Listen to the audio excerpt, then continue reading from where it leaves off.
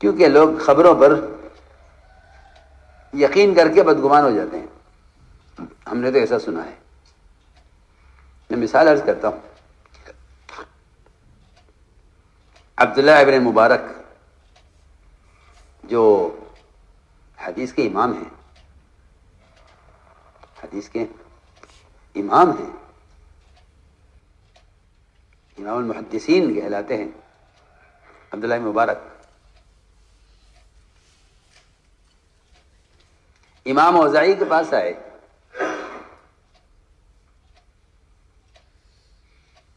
امام اوزاعی نے کہا کہ ابن مبارک، میں تمہیں ایک نصیحت کرتا ہوں کہ ہمارے علاقے میں ایک بڑا بدعتی آیا ہوا ہے اور بڑی بدعت پھیلا رہا ہے. اس سے تم بہت بچ کر رہنا، نہ اس کی بات سننا، نہ اس کو پاس جانا، اور اسے بچ کر رہنا. حضرت مبارک نے پوچھا امام اوزاعی سے کہ یہ کون آدمی ہے جو علاقے میں بدعت پھیلا رہا ہے؟ انہوں نے کہا کہ یہ اس کا نام ہے ابو حنیفہ.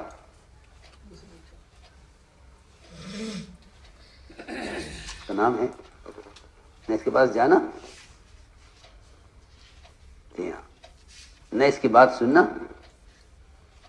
اور یہ بڑا بدعتی ہے.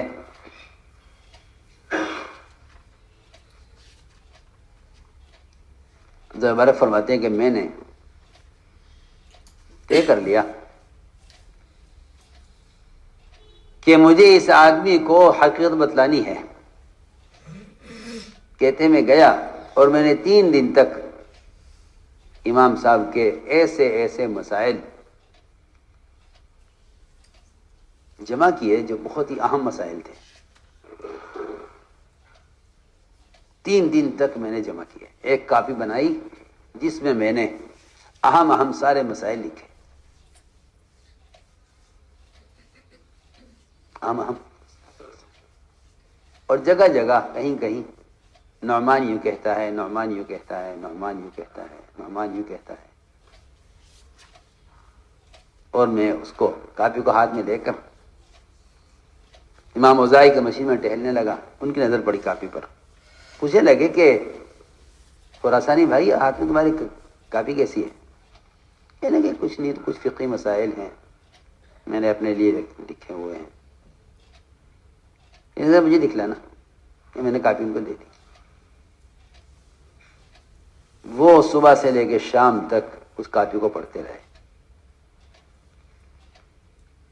اور جب پوری ہو گئی تو مجھ سے یہ کہا کہ یہ کاپی جس شخص کی بھی ہے، جس نے بھی لکھوائے ہیں مسائل، جس کے بھی یہ مسائل ہیں، اس شخص کا علم سب سے زیادہ گہرا علم ہے.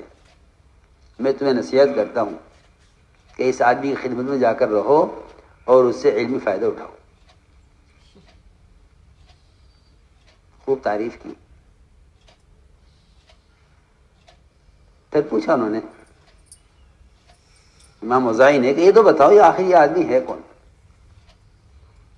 یہ آدمی ہے کون جس کے مسائل اتنے دقیق اور اس کے استنباط اور مسائل کا نکالنا احادیث اور قرآن سے اتنی باریکی سے، آخر ہے کون یہ؟ تو عبداللہ مبارک نے فرمایا کہ یہ وہی شخص ہے جس کے بارے میں آپ نے مجھ سے کہا تھا کہ بدعتی کے پاس مت جانا اور اس سے بچ کر رہنا. تو میں نے عرض کیا کہ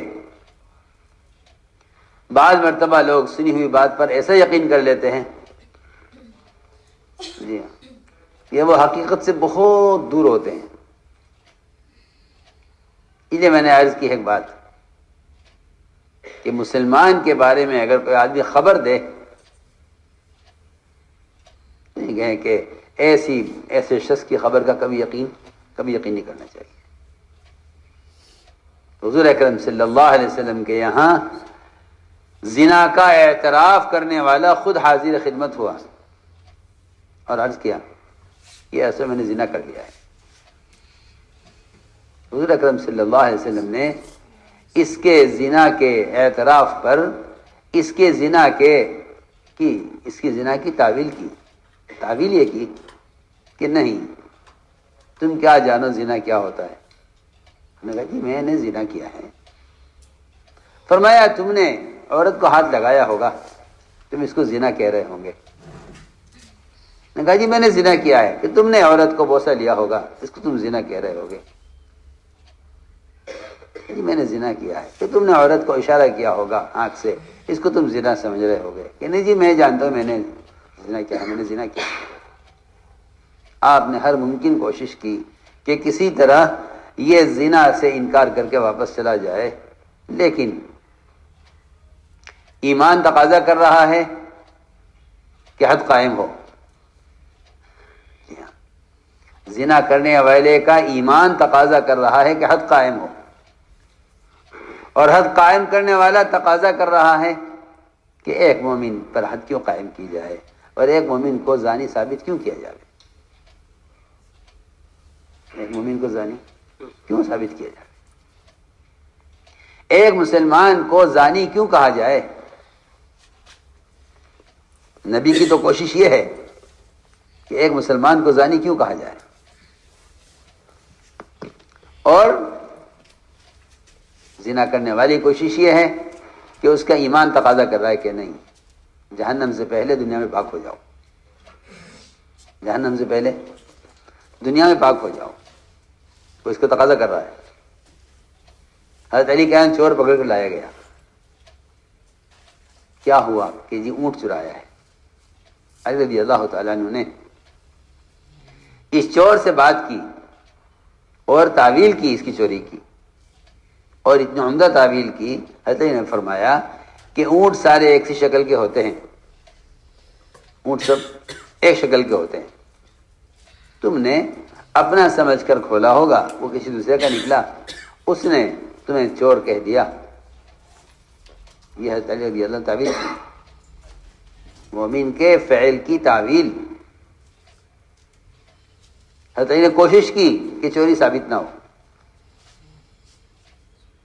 اس زمانے کے مسلمان, بلکہ اچھے پڑھے لکھے مسلمان کے گناہ کو ثابت کرنے کی کوشش کرتے ہیں کہ اس کا گناہ ثابت ہو, اور وہاں نبی سے لے کر صحابہ تک ہر ایک کوشش یہ ہوتی تھی کہ مسلمان کا گناہ ثابت نہ ہو, گناہ ثابت نہ ہو. اگر وہ اعتراف کر رہا ہے تب بھی اس بات کی کوشش کی جاتی تھی کہ نہیں اس کا گناہ ثابت نہ ہو. یہ انکار کرتے. حضرت رضی اللہ تعالیٰ نے تعویل کی, اور تعویل یہ کی کہ اونٹ سب ایک شکل کے ہوتے ہیں, تم اپنا سمجھے ہوگے, یہ دوسرے کا نکلا, لوگوں نے تمہیں چور کہہ دیا. چور نے کہا نہیں جی میں نے تو دوسرے کا سمجھ کر کھولا ہے. حالانکہ چور کو بچنے کا موقع دیا جا رہا ہے, لیکن وہ اس کوشش میں ہے کہ میں اگر یہاں آج بچ گیا تو کل آخرت میں کیا ہوگا. چنانچہ